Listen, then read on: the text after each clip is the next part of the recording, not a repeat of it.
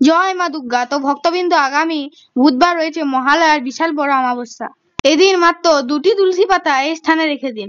সারা বছর পরিবারে সুখ ভরে উঠবে।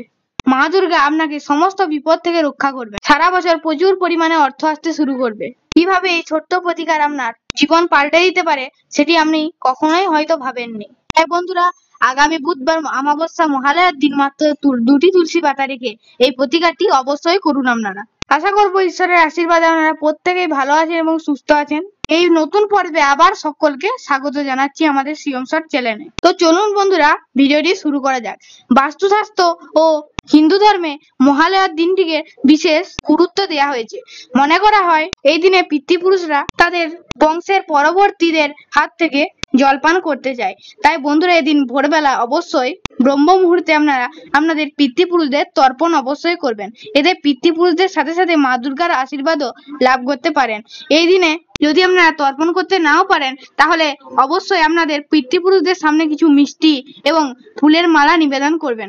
এতেও পিতৃপুরুষদের আশীর্বাদ লাভ করা যায়। এদিন মা দুর্গার চক্ষুদান হয়ে থাকে এবং মা দুর্গার বিশেষ পূজার্চনাও হয়ে থাকে। এই দিন অনেক জায়গায় এই দিন থেকেই মা দুর্গার বিভিন্ন পূজার্চনা শুরু হয়ে যায়।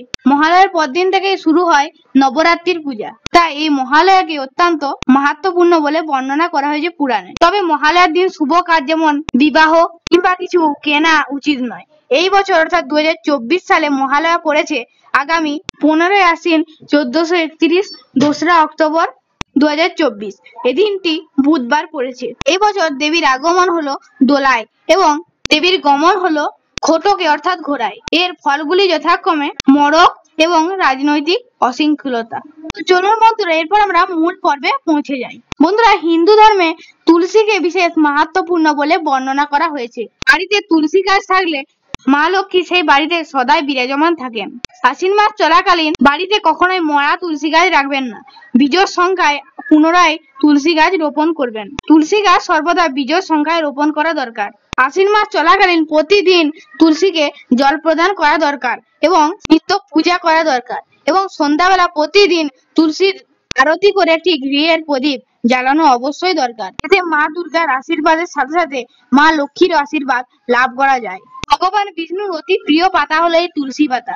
তাই তুলসী পাতার দ্বারা এই প্রতিকার করলে ভগবান বিষ্ণুরও আশীর্বাদ আপনারা সমান পেতে পারেন।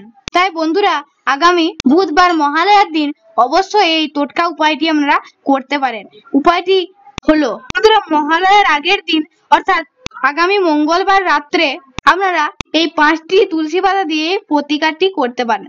তবে বন্ধুরা, অবশ্যই আপনারা তুলসী পাতাটি মঙ্গলবার সকালবেলা তুলে রাখবেন, কারণ সন্ধ্যাবেলা তুলসী গাছে হাত দিতে নেই। সন্ধ্যাবেলা তুলসী গাছ থেকে তুলসী ছিঁড়লে মা দুর্গা অত্যন্ত ক্রোধিত হন এবং ভগবান বিষ্ণু আর মা লক্ষ্মী অত্যন্ত ক্রোধিত হন। এরপর ওই 5টি তুলসী পাতা আপনার ঘুমানোর আগে শুদ্ধ বস্ত্রে আপনার বালিশের নিচে রাখবেন। এরপর সারা রাত ওই তুলসী পাতাগুলিকে নিয়ে ঘুমাবেন। পারলে সারা রাত ভগবান শ্রী বিষ্ণু কিংবা মা দুর্গা কিংবা আপনার আরাধ্য দেবদেবীর নাম জপ করতে পারেন। এতে বিশেষ সুফল মিলে। এরপর তার পরদিন ঘুম থেকে উঠে ওই 5টি তুলসী পাতা নেবেন এবং একটি ছোট কৌটোতে 5টি তুলসী পাতা রেখে দেবেন। এরপর ওই 5টি তুলসী পাতা 7 দিন রেখে দেবেন এমন একটি স্থানে যেখানে কারোর নজর না যায়, আবার যেখানে কারোর পাও না লাগে, এদিকে বিশেষ খেয়াল রাখবেন। এরপর 1 সপ্তাহ পর ওই 5টি তুলসী পাতা যুক্ত কৌটোকে ভালো করে ফুল ধূপ দিয়ে পূজা করে প্রবাহিত জলে ভাসমান করবেন। প্রবাহিত জল অর্থাৎ আপনার বাড়ির পাশাপাশি কোনো পুকুর কিংবা নদী কিংবা জলাশয় কিংবা সমুদ্র যা আছে সেখানে আপনারা এই কাজটি করতে পারেন। তবে এই বিষয়ে আপনারা একটি খেয়াল রাখবেন, সেটি হলো ওই কৌটো যেন কারোর হাতে না যায়, নয়তো ওই প্রতিকারটি কোনো ফলই আপনি লাভ করতে পারবেন না। এই কাজটি সম্পূর্ণ গোপনে করবেন। পারলে বন্ধুরা, এই কৌটোটি আপনারা ভোরবেলা বিসর্জন করবেন। একে আরো শুভ বলে মানা হয়ে থাকে। বন্ধুরা, এই প্রতিকারটি করলে দুঃস্বপ্ন থেকেও মুক্তি পাওয়া যায়। অনেকে কি হয়, রাত্রেবেলা প্রায়ই দুঃস্বপ্ন দেখে, কিন্তু এই প্রতিকারটি করলে দুঃস্বপ্ন থেকেও মুক্তি পাওয়া যায়। যদি কেউ দেখছেন খুব ঘন ঘন দুঃস্বপ্ন দেখে, তাহলে প্রতিদিন রাত্রেবেলাতেই তাকে একটি করে তুলসী পাতা কিংবা বিজোড় সংখ্যায় তুলসী পাতা রেখে ঘুমাতে বলবেন। এতে বিশেষ সুফল মিলতে পারে। আর বন্ধুরা, মহালয়ার দিন আপনারা চারিদিকে সুসজ্জিত করবেন বিভিন্ন প্রদীপ দিয়ে। বিশেষ করে এই 5টি জায়গায় 5টি প্রদীপ আপনারা অবশ্যই রাখবেন। এই 5টি জায়গা হলো আপনার প্রধান দরজা, আপনার বাড়ির তুলসী মঞ্চ, আপনার বাড়ির ঠাকুর ঘর এবং আপনার বাড়ির জলের পাত্র যেখানে থাকে এবং আপনার বাড়ির ঈশান কোণ। এই 5টি জায়গায় আপনারা এই 5টি প্রদীপ জ্বালাবেন। তারপরে দেখবেন আপনার সুফল মিলছেই মিলছে। এটি একটি পরীক্ষিত সত্য।